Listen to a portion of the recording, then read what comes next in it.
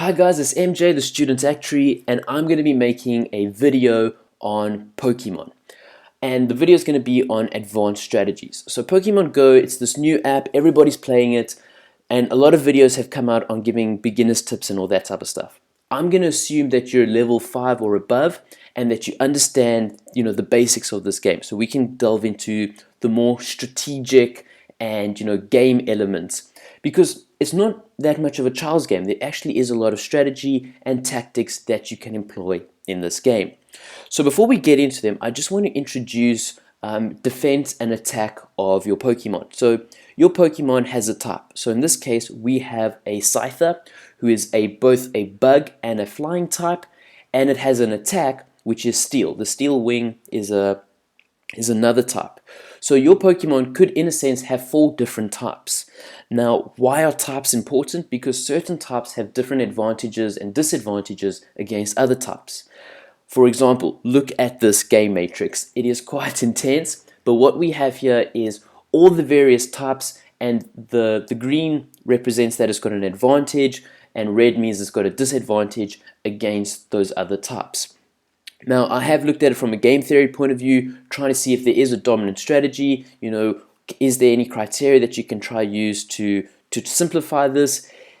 The maths gets quite messy. Even I was looking, grass seems to be quite weak, fire and ground seem to be quite strong, but that is not incorporating the probability and the likelihood of coming across these various Pokemon. So as far as trying to gamify or build a strategy around this game matrix, that is quite difficult. Instead, my advanced strategy, I'm going to recommend that you focus on 2 things. Okay, and the first thing is your XP. So XP allows you to level up. The more XP you have, the higher your level is, and the higher your level is, the more Pokemon and the different varieties that you're going to see. And that's the point of the game. You've got to catch them all. So the higher your level, the more likelihood you're going to see Pikachu and Eevee and the rare Pokemon. So you want to build up your XP.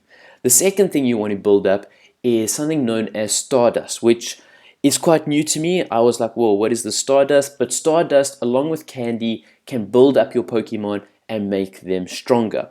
And having strong Pokemon is very essential when it comes to taking over the gyms.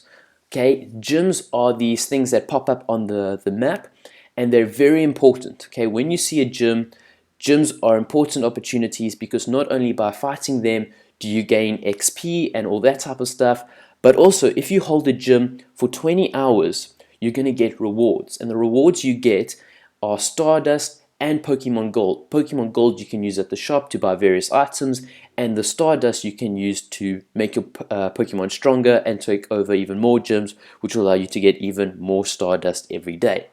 So, how do we take over gyms and how do we defend gyms? Because that's the whole thing, is attacking gyms and defending gyms.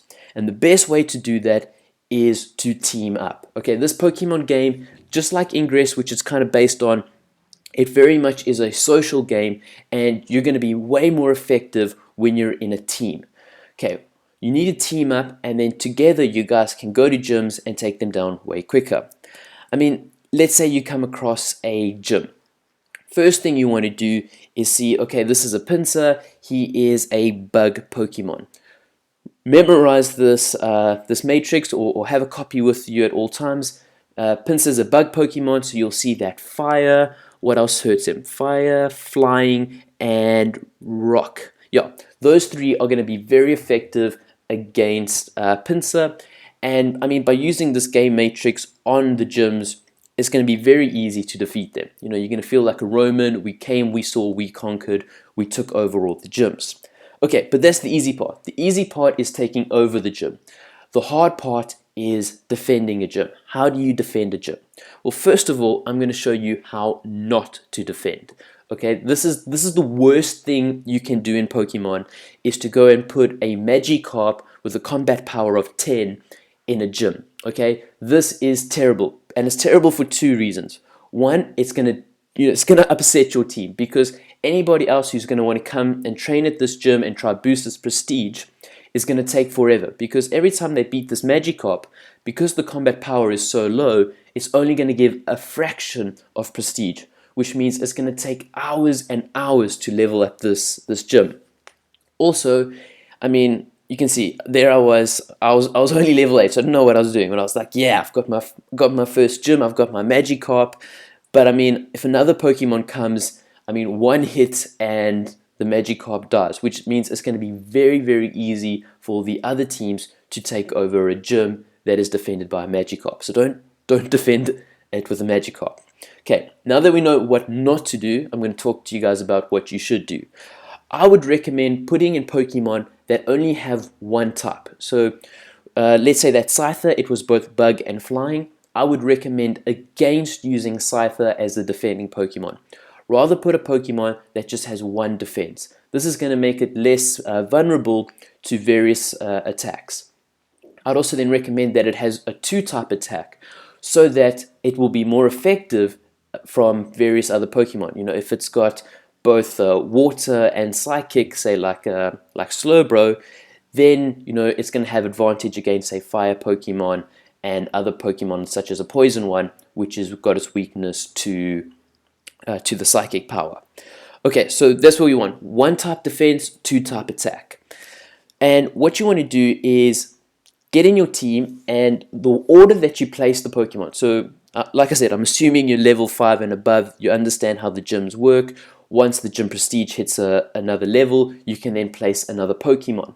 And in order to upgrade the prestige, you need to battle the Pokemon, and you only get, for me, I don't know if this is a bug on my side, but I only get one Pokemon and I have to take on all the other Pokemon in that gym, which makes it a little bit difficult. So what I would recommend is the first strategy, if you're just starting off and you're with your team, is let the weakest player put in their Pokemon first. Okay, this is going to make it much easier for the other players to beat that Pokemon and build the prestige. They're going to be building it slowly, but they're going to be able to be building it, and then they're going to put in the second strongest Pokemon.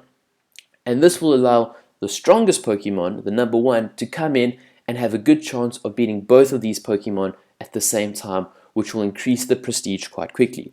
So then you put in the strongest Pokemon. However, this is an advanced video, and I'm going to show you how you can increase the prestige even more efficiently and even quicker. And that comes to strategy 2. And what you do here is you put in the strongest Pokemon first, okay? But now we need to play that type matrix that we've been looking at. So for this example, put in the strongest Pokemon and make him fire. Then put in the weakest Pokemon and make him ground. Okay, ground has an advantage over fire, and because he's got a smaller combat power to the fire Pokemon, it's going to improve this prestige very, very quickly. And then for the for the final Pokemon, you then put in a water one, which has an advantage on both fire and ground.